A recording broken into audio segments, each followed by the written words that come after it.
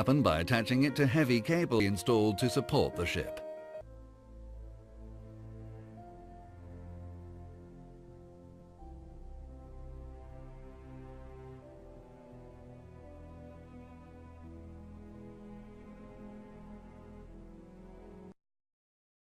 So that it could be made into an artificial reef about 2 years ago, and it's been under preparation since then.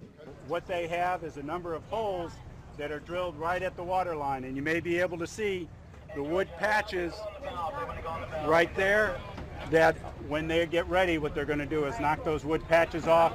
That'll allow the water to come in, and it should go down quite quickly.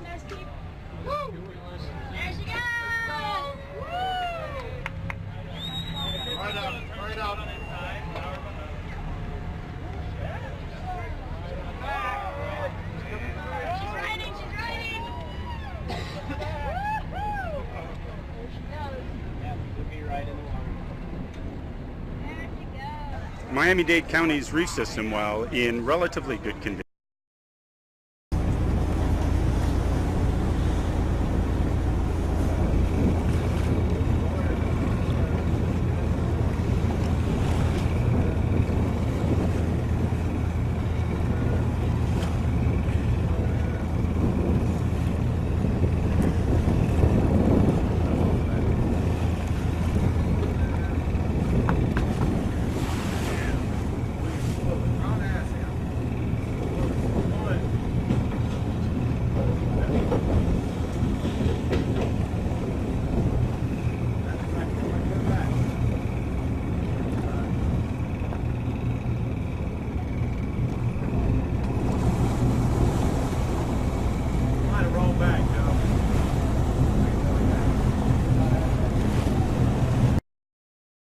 House off eastern Singapore approaches. Another vessel XYZ Discovery was westbound towards the separation scheme on course 224, speed 18 knots. From 0745 hours, heavy ray, BC, S replies, we are going to north. After a minute again, XYZ calls.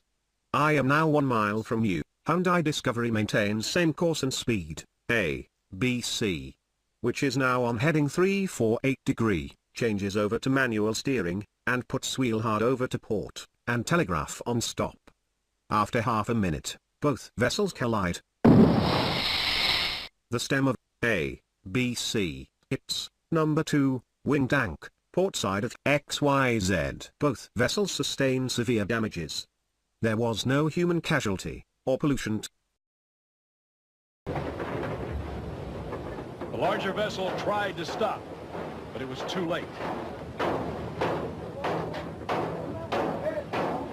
Shocked by the collision, the crews of both ships fear that the battered Margaret Jane might sink. We didn't feel that much, but when I see steam come out of the engine room, I knew then that we had a very serious problem. Sure enough, in only 2 minutes, half of the smaller ship is submerged. Most of the Margaret Jane's 18 fishermen scramble for life preservers and leap into the freezing ocean. Some aren't as fortunate. As the ship is swallowed by the ocean, it creates a whirlpool that pulls several of the helpless men under.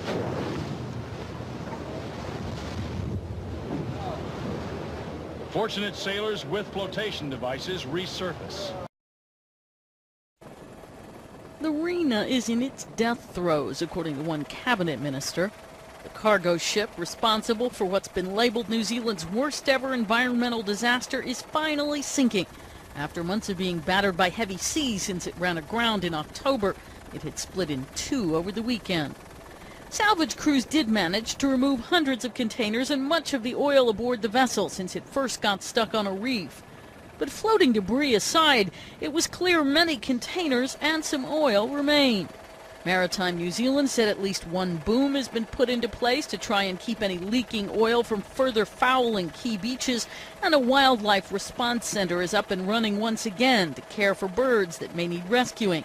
Volunteers will be out Wednesday looking for birds in trouble, and authorities are contacting people willing to help clean the shoreline as well. As for the ship itself, the bow, piled high with containers, was still afloat, but listing badly. The stern went under first, with the bridge entirely submerged. The water around the wreck was dotted with brightly colored buoys, marking containers so they could be more easily recovered later. The transport minister was insisting the wreck will have to be removed completely, but despite bracing for the worst, in the short term, one official was acknowledging authorities don't know exactly what will happen next. Karen Sloan, The Associated Press.